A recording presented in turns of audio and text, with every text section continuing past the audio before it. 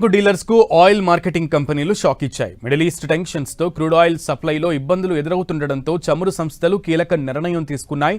Retail outlet కు credit సరఫరాను నిలిపివేసిన చమురు సరఫరా కంపెనీలు చెల్లింపు నిబంధనలను మరింత కఠినతరం చేశాయి.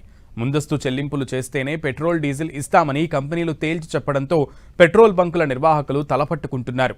ముందస్తు చెల్లింపులు చేయాల్సిందేనని హెచ్పీసీఎల్, బీపీసీఎల్ తేల్చి చెప్తుండగా 5 రోజుల రివాల్వింగ్ క్రెడిట్ పాలసీని ఐఓసీఎల్ నిలిపివేసింది.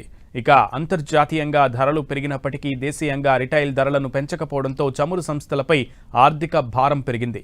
అందుకే క్రెడిట్ సరఫరాను చమురు కంపెనీలు నిలిపివేసినట్లుగా తెలుస్తోంది. సాధారణంగా పెట్రోల్ బంకులకు చమురు సంస్థలు 3 నుంచి 5 రోజుల పాటు క్రెడిట్ సౌకర్యాన్ని కల్పిస్తాయి. కానీ తాజా పరిణామాల వల్ల ఈ సదుపాయాన్ని ఆయా కంపెనీలు రద్దు చేశాయి.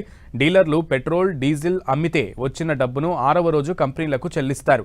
దీనినే రివాల్వింగ్ క్రెడిట్ అంటారు. ఇప్పుడు ఈ విధానానికి స్వస్తి పలికి క్యాష్ అండ్ క్యారీ పద్ధతిని అమలు చేస్తున్నారు. గత వారం నుంచే హెచ్పీసీఎల్, బీపీసీఎల్ క్రెడిట్ సౌకర్యాన్ని నిలిపివేయగా ఈ నెల 16 నుంచి ఐఓసీఎల్ కూడా ఈ నిర్ణయాన్ని అమల్లోకి తెచ్చింది. దీంతో పెట్రోల్ బంక్ నిర్వాహకులు ముందుగా డబ్బు చెల్లిస్తేనే పెట్రోల్, డీజిల్ లోడ్లను పంపిస్తామని సంస్థలు స్పష్టం చేశాయి.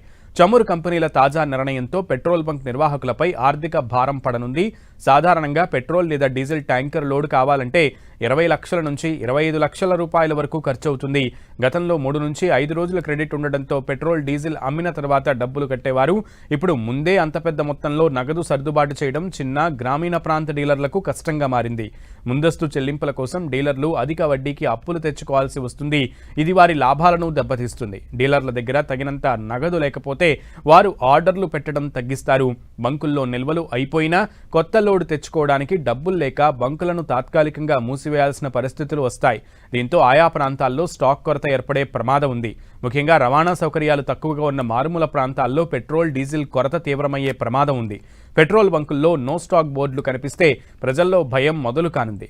పెట్రోల్ దొరకదేమో అన్నటువంటి ఆందోళనతో వాహనదారులు బంకుల వద్ద క్యూలు కడతారు.